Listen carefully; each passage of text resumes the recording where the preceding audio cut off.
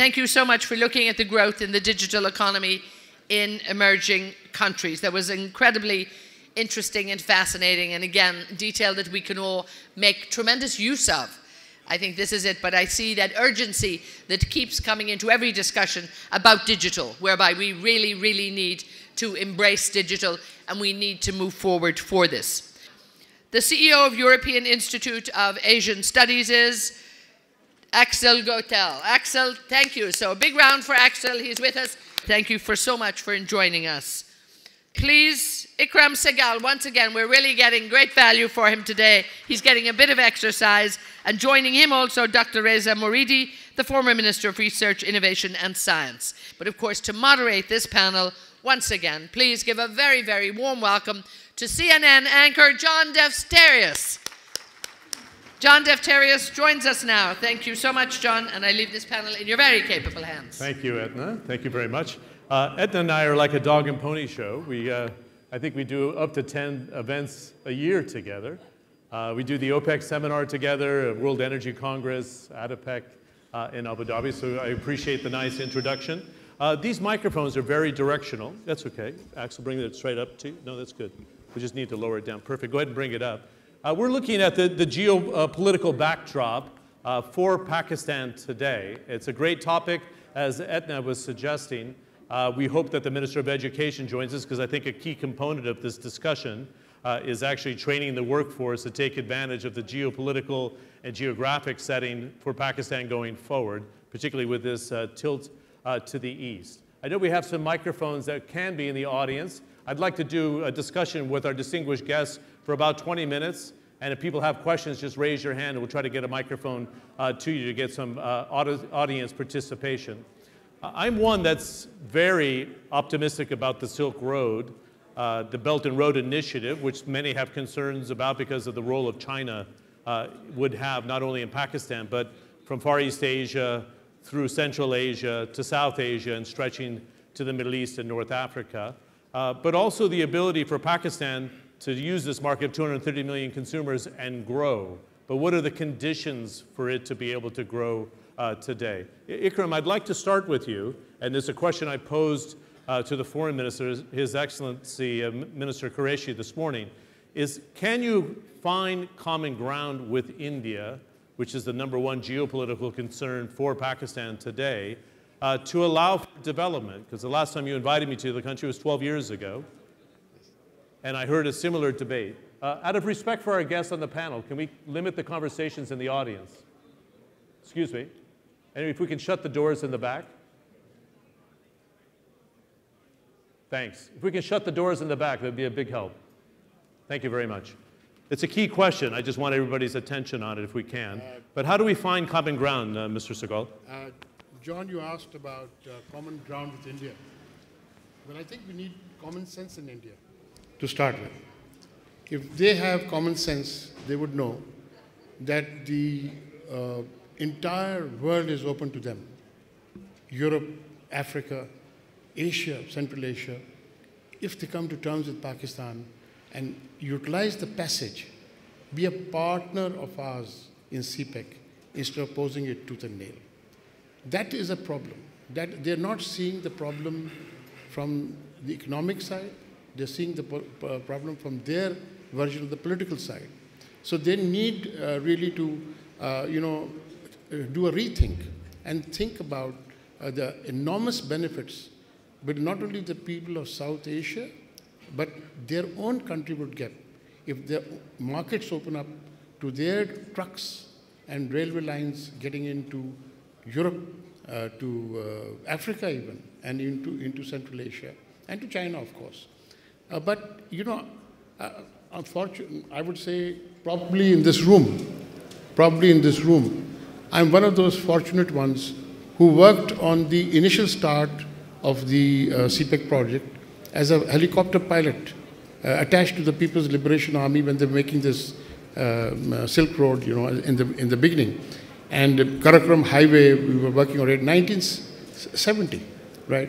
And even at that time, as a young man, I used to think I was very skeptical about this road going from nowhere to nowhere and coming back. But today, it makes so much economic sense. And to go back to your question, the only piece left in the puzzle is to get India involved. And we can only get involved when India realizes that we are here to stay as a country. And we are here a country that can be a powerful friend rather than be an implacable foe. Now, they have put us in a position, time and again, where they're only, as far as the rhetoric is concerned, is only our destruction, right? I mean, there's no, if you go through the rhetoric, it implies that. It becomes very difficult. But I must tell you, I think one of the greatest events in our world has passed in the last few days, when instead of doing the normal chest thumping Pakistan do when India does, the Prime Minister, restrained himself and said, we will retaliate, but we will do so. And then when the retaliation came, it was a measured response. And it did not, since India did not inflict any either material or manpower damage on us, nobody got killed in the Balakot strike, we did the same thing. We targeted 6 people, objectives, but we did not drop bombs on them. We dropped the bombs at adjacent fields. So we delivered a message. And then when, of course, the aircraft came across, we shot them down and returned the pilot. So here was an opportunity where we could have gone the other side. We could have gone south and gone into possibly the first stages of a nuclear war, right?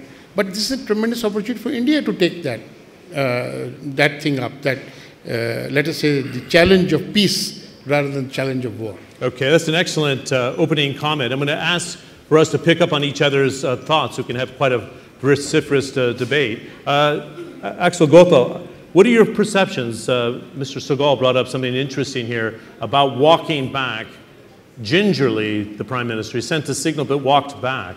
Does that help Pakistan in the desire to get more regional stability, which puts us in the better context for geopolitical stability overall for Pakistan in its quest to grow faster as well?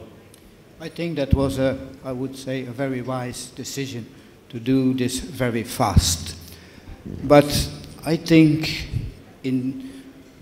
concerning those regional security issues, Pakistan should go to look more global, because the world becomes a very connectivity linked society and everybody becomes part of a global supply chain.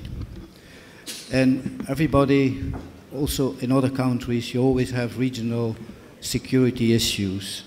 But if you stick too much to that, and if you put the focus too much on that, you lose, I would say, the focus on the real development. Because also we are based in Brussels. We have a very good collaboration with your very proactive Pakistan embassy. We hosted very recently the chairman of the Chief of Staff's Committee. But I was very, very positively surprised and impressed this morning by your Minister Qureshi. He indicated a new approach for economic diplomacy. And that's also what we work very much with the Pakistan Embassy in Brussels on. Because I think Pakistan should do much more on its perception globally. Until now, what we see is you have a very strong link with UK, and UK is your main entry point in the EU. But in the rest of the EU, the perception of Pakistan as very small, but not only very small, but mainly focused on regional security issues. You have a huge economic potential, but nobody knows about it.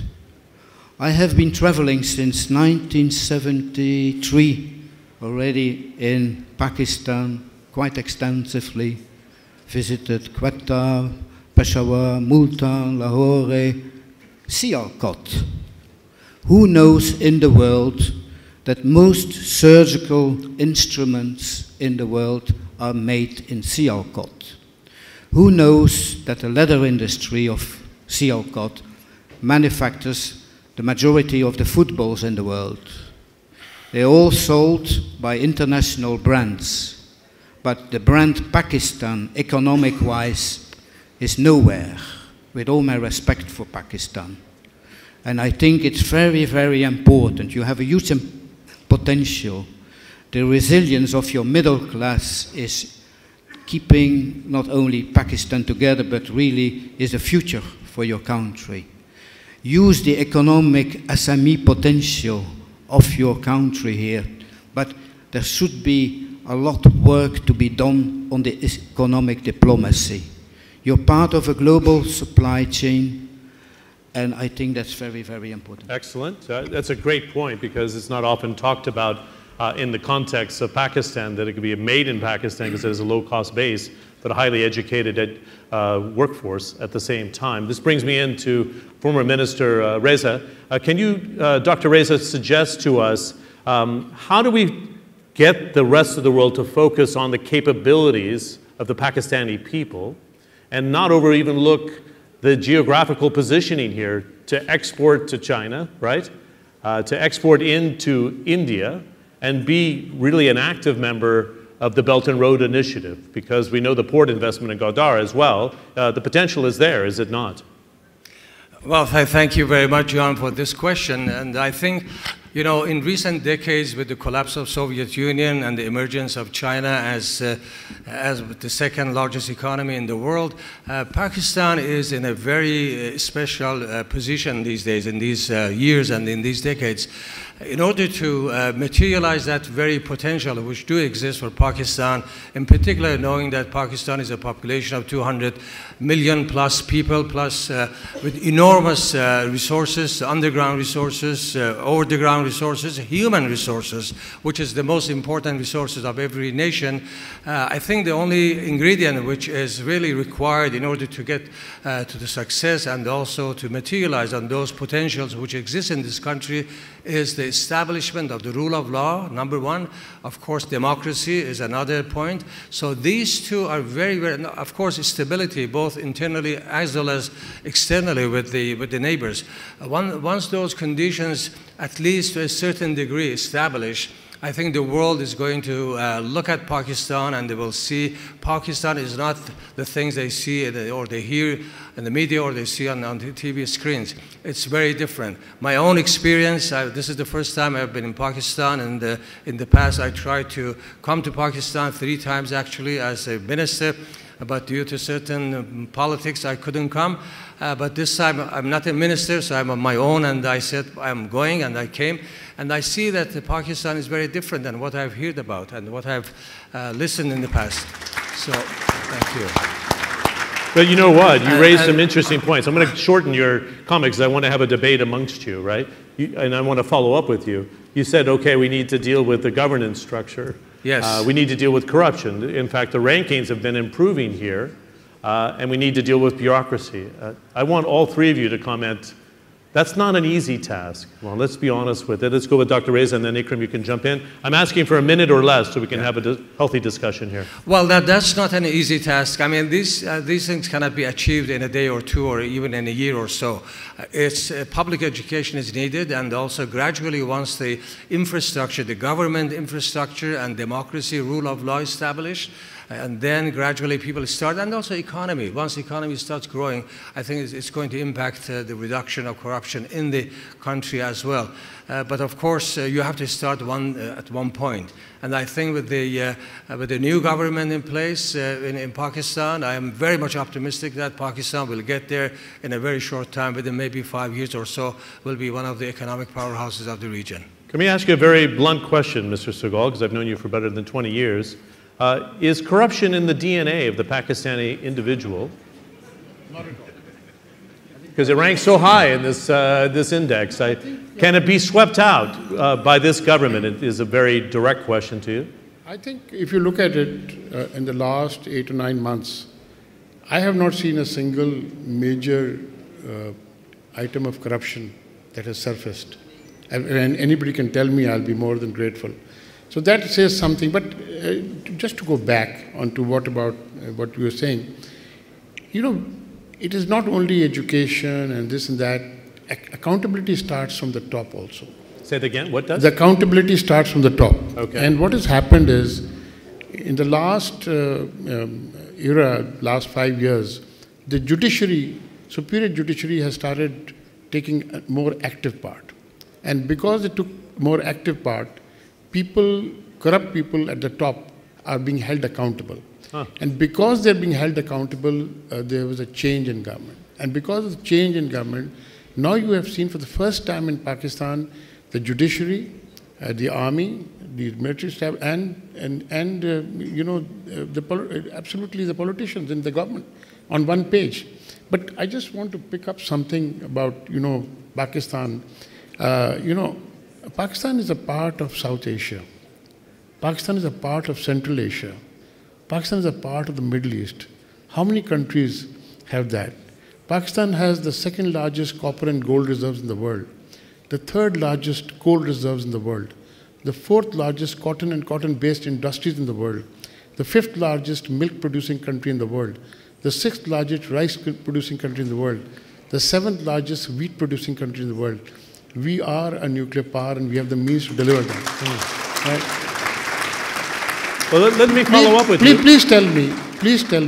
But no, let me follow up. Why doesn't the rest of the world know that and gets overshadowed by security concerns? Yes, this is the same thing I told, you know, I recently took over as chairman Karachi Electric. And, you know, I got an inferiority complex from these tremendous executives who were giving me all these presentations. But I asked them one question. I said, you give 20 crores worth of free electricity to educational institutions, hospitals, but nobody knows about them. You give so much for sports, nobody knows about them. You give so much other things, nobody knows about. The thing is, our projection of our image has been awful, right? And if I may say so, John, if you remember, 15 years ago, I came to you and discussed this issue with you. That how do we manage to change the image of Pakistan to a more positive thing? The problem is, our entire focus of our government has been inwards, political, you know, to how to hound out the political opponents rather than project what is good. You know, so at the end of the day, you've got to get your message across. You've got to get your image into a better light. You just talked about Europe. You know, we've got a negative image there. Because everything sees that he was very kind and said security issues, but you know, people talk about terrorism. Hey, guys, there's a lot of terrorism around us, but it's not all contained to Pakistan, right? But we get most of it because we've never been able to counter the narrative, right? It's not a question of having the thing, but we've got to change the narrative. We've got to come up with a different narrative. We've got to understand. Well, this is an interesting point, because I heard His Excellency, the Minister of Foreign Affairs, suggest the open visa problem, visa on arrival problem. I was invited to chair this thing. I didn't come for coverage, so I didn't need a journalist visa. It was just a welcome visa. And it was a struggle. I mean, it took 4 or 5 days. Yeah. So can you cut through the bureaucracy and say, as the minister was saying, this is an open door Pakistan now. We're going to change the mindset and not be inward looking. We're going to be outward looking.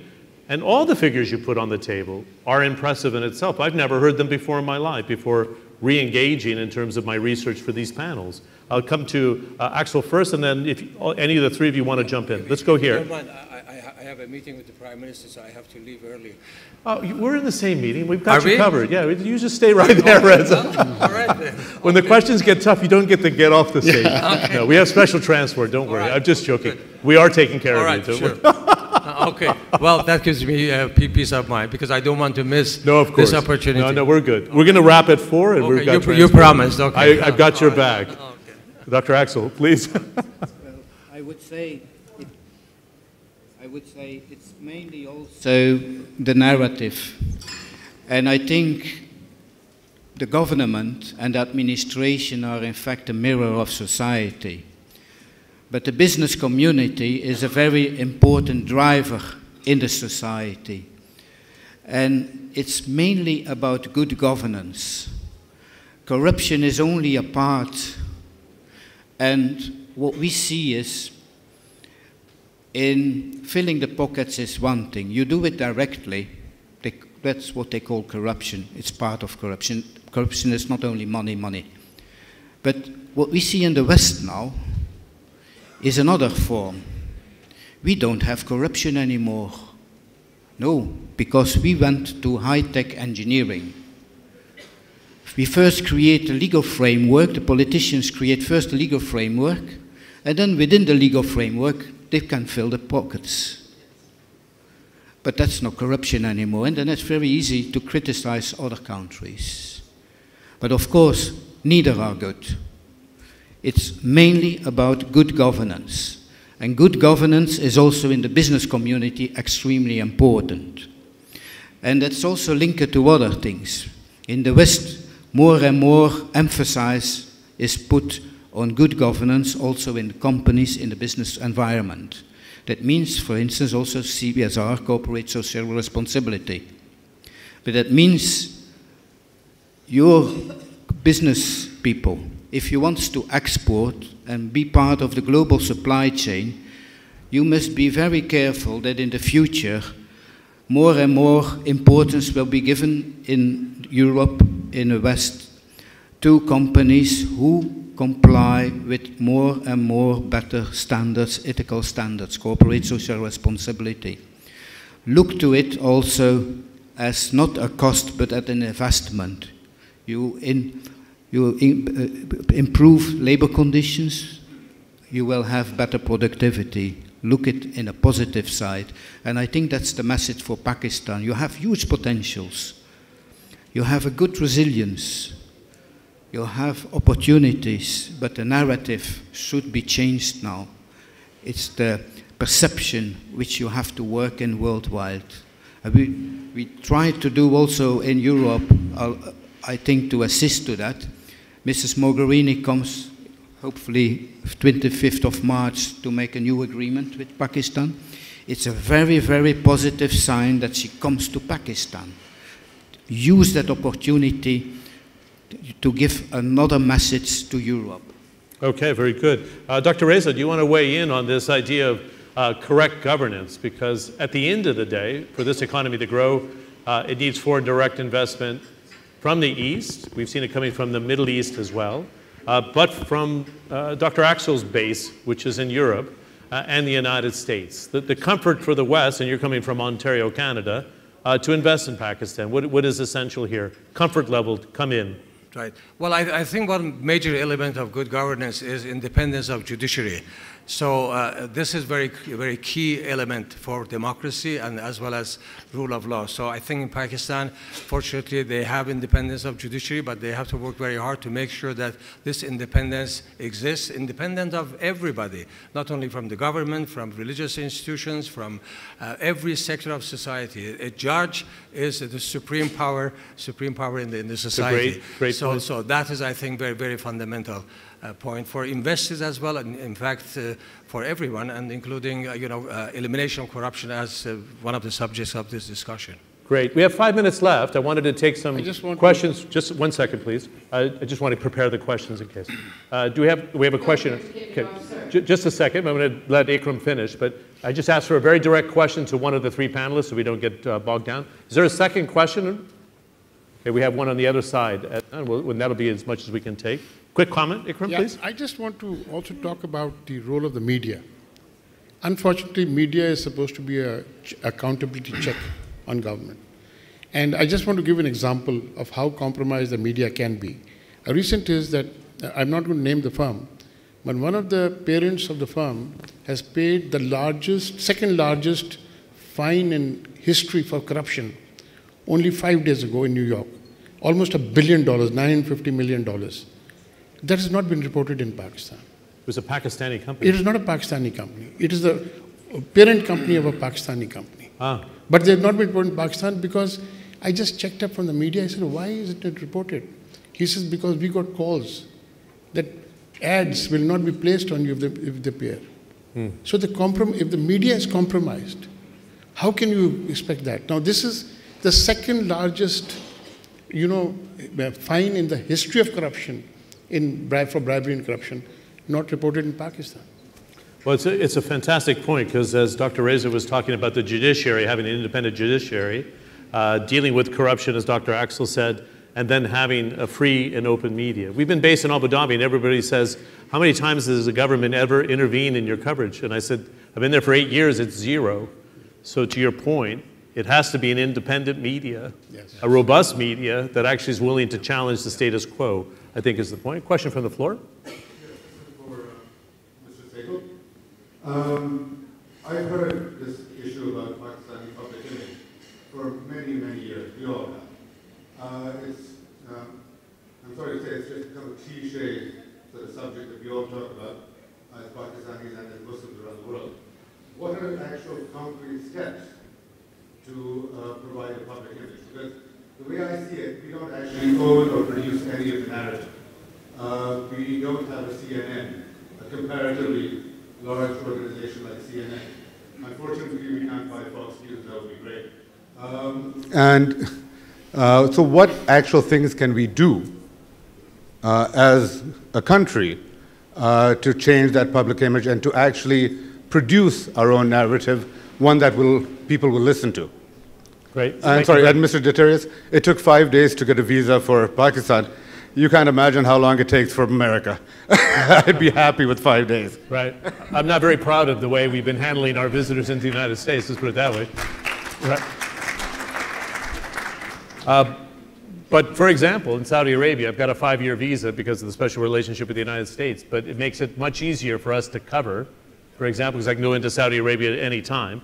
But what do you do about the image? I think it boils down to, if I can jump in on this debate as well, the focus has been inward. The focus has been the fight internally and bureaucracy and the internal politics, and not outbound advertising, or actually outbound ambassadors selling Pakistan to the other world. In fact, I take your second point, outgoing ambassadors. But who should these ambassadors be?